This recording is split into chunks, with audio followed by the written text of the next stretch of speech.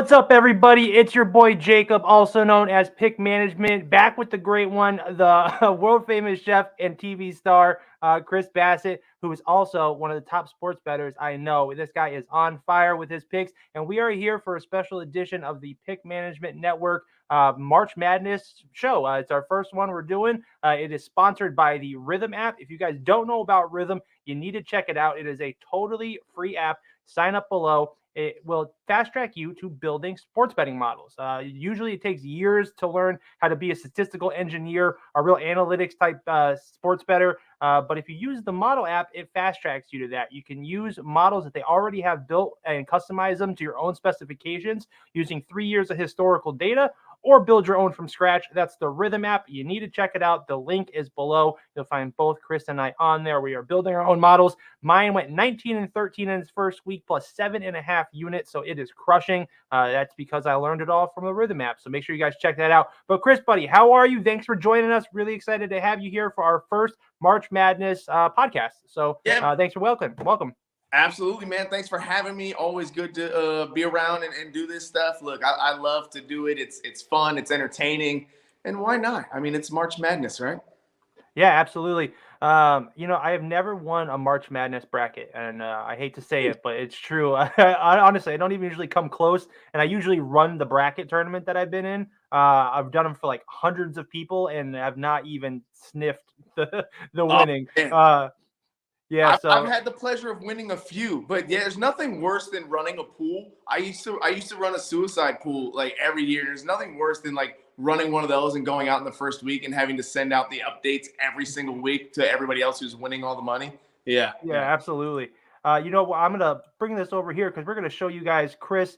We have his bracket. We're going to leave this up here while we talk for a little bit about what he's got going on. He has Arizona and Houston in the final, and Houston winning. A little different than mine. I have UConn and Houston. A little bit of a homer pick for me, just because I am from Connecticut, and I've been to many a spring weekend at UConn before. So my heart is there. I remember partying with Jamil Okafor back in the day when he played for the team. So I was like 15 years old at UConn partying. So love it. Great school. And I really think they have a real shot at repeating this year. I do have Houston winning as well. But yeah, Chris, one things I wanted to talk to you about was you have one pretty serious upset here.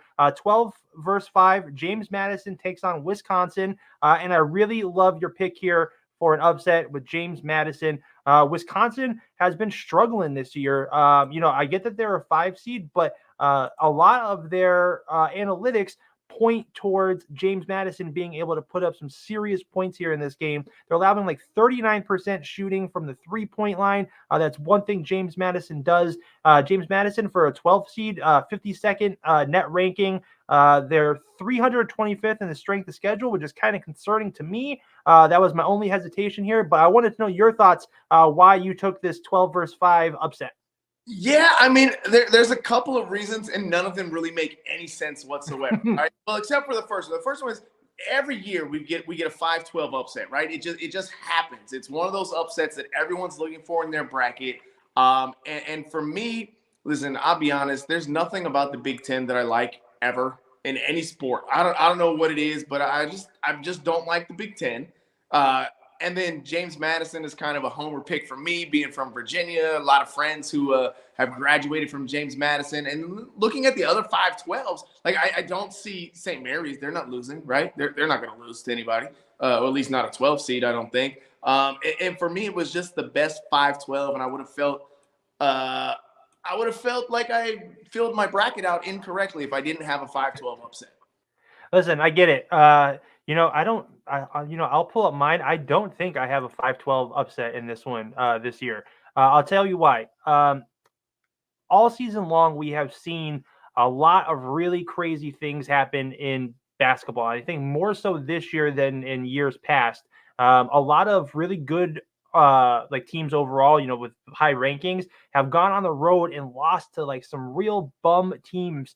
And I don't think those teams are going to let that happen in this kind of scenario. I think traveling on the road is different than playing in a neutral zone site. like what they do in March Madness. And because of that, these teams who I think are just so much more talented overall and who maybe struggled on the road a little bit, I think the difference in class this year is just greater. And I think we just saw a lot of crazy stuff happen during the season, because that's the kind of thing that happens. So that's my thought on it. We do have a couple of best bets. Did you have any other games you wanted to mention before we dove in? Any other upsets, anything like that? I know you said your parlay with your bracket's pretty chalky. Mine is too. I think this first round is pretty straightforward for both of us. So you didn't have anything else for first round, right? Yeah, nothing real wild. And I was surprised because I love good upset.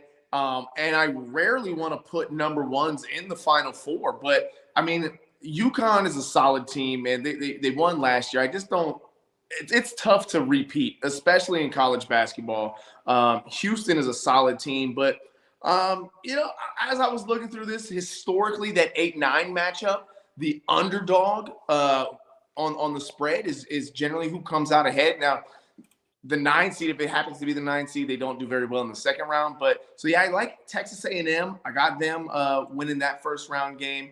I bashed the Big Ten about 30 seconds ago, but I will say Michigan State is just one of those perennial tournament teams, so I like them as well against the spread. Who else did let me look at this real quick. I got I talked about Texas A&M, talked about Michigan State. Who else did I tell you I liked in this? While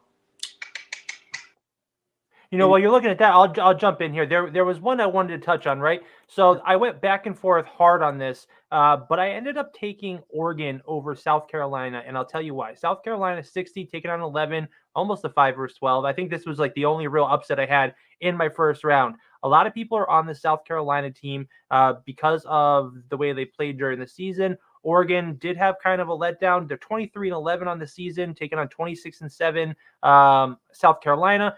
But the one thing that I saw a real difference here was their strength of schedule. And I think that's really important in these early rounds when you're looking to differentiate some of these teams. You see some of these higher seeded teams, but their strength of schedule is trash, 100 or better. So they haven't really been playing the toughest teams. And then when you dig a little bit deeper and you see that they've struggled against some of these poorer teams, even though they got the win, they had a bit of a struggle. It really makes me, take a second to step back and see, what the other side is. Oregon here, they have the 69th strength of schedule in the nation. South Carolina, 109th. They're scoring more points per game against their opponent, 75.32 against South Carolina, scoring about 72. And they're only allowing about 71 points per game. South Carolina, 66. I got all these stats from the Rithmm app and from my Rithmm model and whatnot. But, I just have to say, they South Carolina currently ranking 228th in field goal percentage. Oregon, 103rd. They're also 213th in 3-point field goal percentage. Oregon, 203rd. And free throws, there are 208th in the nation in free throws. And I just think those stats don't hold up for a 6 seed when Oregon is better across the board in a lot of them. The only thing that they're not Actually, no, they are better. Their free throw percentage is 71.5, 203rd in the nation. So across those 3 offensive stats, they're better in all of them. So I really like Oregon here to take down South Carolina in the first round. I looked at that one a lot, and for me, the deciding factor, like all those things play a part, right? But I feel like the NCAA tournament is one of those scenarios that it doesn't matter. Like history always seems to just run amok, right? It's there, and Oregon has always been a disappointment to me. Just feel that they're going to disappoint me again, and that was really the only deciding factor as to why I took South Carolina. I think Oregon has a great shot to win this game. Again, for all of those things, I use the Rithmm app as well. I just got into it this week, so guys, Jacob's dropped that link below. Please go check them out. And it's really interesting to see. And AI, right? Everybody's talking about AI and the way of the future and what it does. And so I'm really interested to see how it plays out. But, for me, it was just Oregon's just always a disappointment. In football, too. They're disappointing. So that's why I got South Carolina. All right. Well, we are going to go ahead and get into our best bets for the first round. I have to tell you guys first, though, before we get into this, if you haven't signed up yet for the Rithmm app, they have a free bracket that they're pumping out. They give everyone 3 filled out brackets by their AI, which Chris just touched on. Really awesome. Like I said, free to sign up. They are actually partnered with Kyle Kuzma for this. So it's their data-backed bracket challenge with a guest and, promo, co-host too, Kyle Kuzma. So yeah, it's really great to have him on board. So yeah, Rithmm really stepping it up with what they are getting involved in. But we are going to go ahead and get into these best bets. Chris, you can go ahead and just start with yours. You're on Nevada -1, Michigan State -1, Utah State +4, and Texas A&M +1. If you want to go ahead and run through those and let us know why you're on them. Yeah, so like I touched on it earlier, Michigan State, they're just one of those tournament teams. They just always seem to do well in the tournament. They had the lead against Purdue at the half, and then ended up blowing it in the end. But I think now that they're in the tournament, we're gonna see them finish out that first round game. Nevada Dayton, for me, that one was almost it was a coin flip for me. And I was like I said, my bracket was so chalky. I was looking for upsets. So I'm just going with Nevada. And then I touched on it earlier, the underdog in those 8-9 games. I thought those two were the best bets. So while I'll take the points, I'll probably sprinkle a little bit on money line for them as well, just for a little bit better return. But that's what I got. I'm also, one thing I've mentioned, mathematically, right? I'm trying to find. I haven't found the prop bet yet. I haven't gotten through all the sites yet, but number 1 seeds, I like them over 14 wins. If I can find that at a decent price, I'm going to play the number 1 seeds total cumulative 14 wins. I like that. I like that a lot. For March Madness, you can find a ton of really awesome prop bets. People get really creative. A lot of books will actually let you submit prop bets, and if they like them, put a good odd. Excuse me. We'll put some odds on them and put them up there. So don't be afraid to reach out to your book if there's something you want to come up with, like Chris's 1 seed 14+ wins.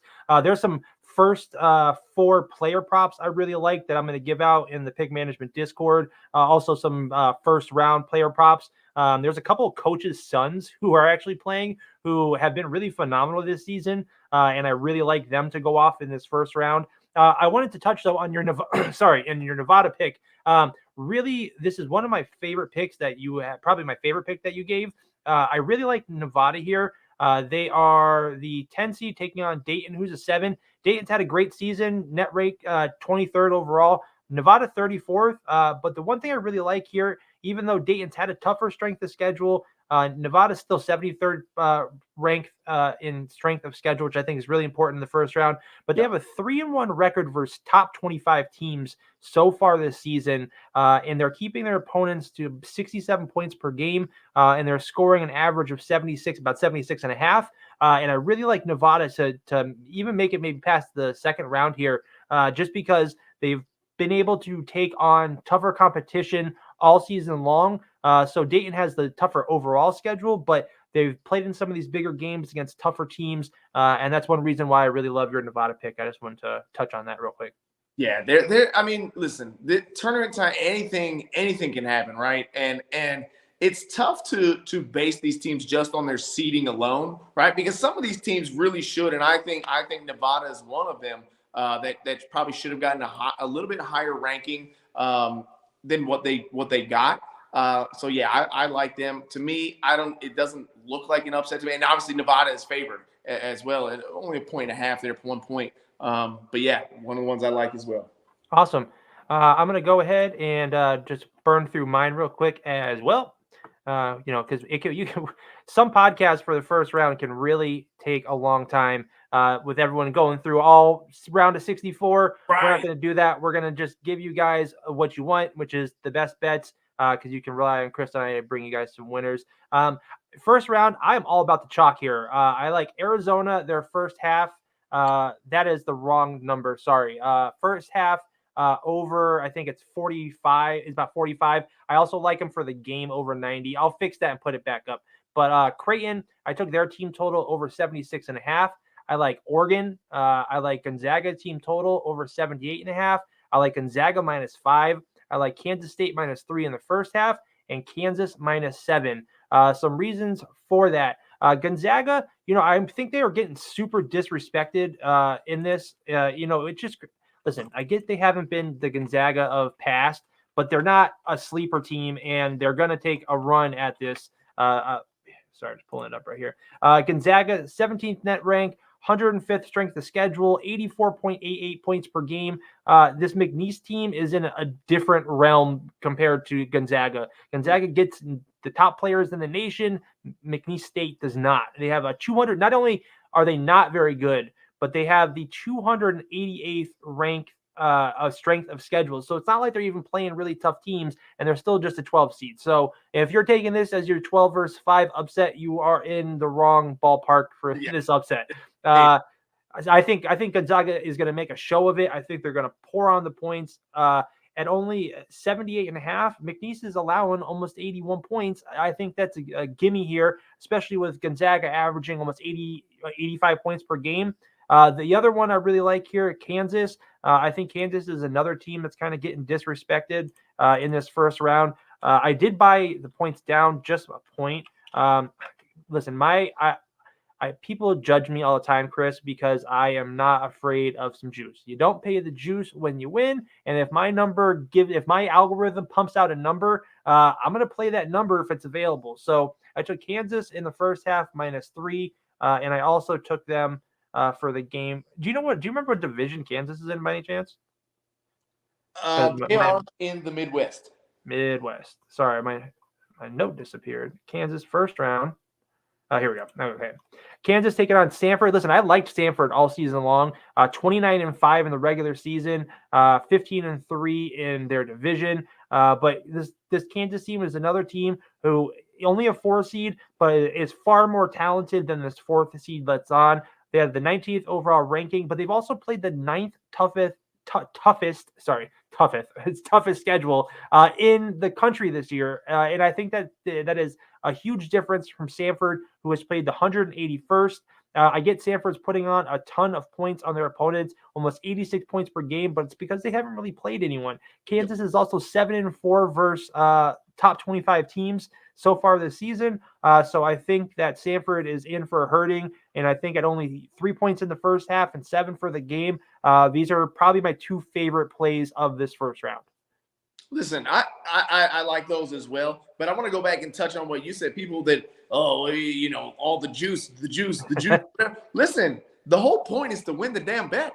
Right? Win the bet. If I got to pay an extra $5 to win, right, because I like it at this number better, I'm not opposed to it. Now, I'm not saying I'm going to go crazy and buy something down to, minus 200 or 250, because now we're just kind of throwing money away. You lose those and it hurts. But, $5-10 here on some juice on the line. Sure. Yeah. Absolutely. I'm not mad at that. I'm not mad at that at all. I will say, I've said this publicly before, so this isn't a secret, but I'm okay betting 100 to win 50 sometimes. So my max is minus 200. I rarely do that, but sometimes if I see it and I like it, it's mostly on a money line. If I don't like the spread at all, right, and I can't decide, that's about the cap I'll take on it. I won't really buy something down to 200, maybe 130, 140. And I think that's totally reasonable, because really it's $5-10 in the long run. And what would you rather spend 5 and 10 to win 40, or not do it, lose it, and then lose your whole bet? So right, the way these books are, and as sharp as they are on some of these lines, I mean, you sometimes you just got. I mean, how many times can you think back on bets where you've lost by just the hook, right? Right. And if I would have paid $5 extra to get that extra 1.5, well, there. So. You would add a winner. All right. Well, that's about going to do it for us. Chris, why don't you go ahead and recap your plays and tell people where they can find you on socials and whatnot. Yeah, social media, you can find me everywhere: TikTok, Instagram, Twitter. They're all CBassett33. And so, yeah, first round plays, man. We like Texas A&M getting points. We're going to have, we got Nevada laying points, Michigan State laying points, and then we're going to go with Utah State plus points. And then that last prop bet that I added in there, if you can find it, I like those number 1 seeds to get at least 14 wins in this tournament. Yeah, we'll make sure to post that pick with the link to the show. We'll have the show out in the morning. And then for everyone I am on, it's going to be Arizona first half over 45. I'm also going to be on them over the game for 90. I like Creighton team total over 76.5, Oregon -1, Gonzaga team total over 78.5, Gonzaga -5, Kansas State -3 in the first half, and Kansas -7 for -140 for the game. You guys can find me here every day on the NBA Betting Insiders, the NHL Betting Insiders, twice a week on Betting the Pitch Europe and UEFA, and the new MLS Betting Insiders with former soccer pro Bradley Jacobs. Also, you guys can sign up for the Discord app below. You can find extra content from me, the Prince of Picks, the Wagering Wizard Mark. His newsletter sign up is in there as well. And of course, you could find the VIP and whatnot in there. Otherwise, find me across all socials at Pick Management. This has been the Pick Management March Madness podcast. We will see you later.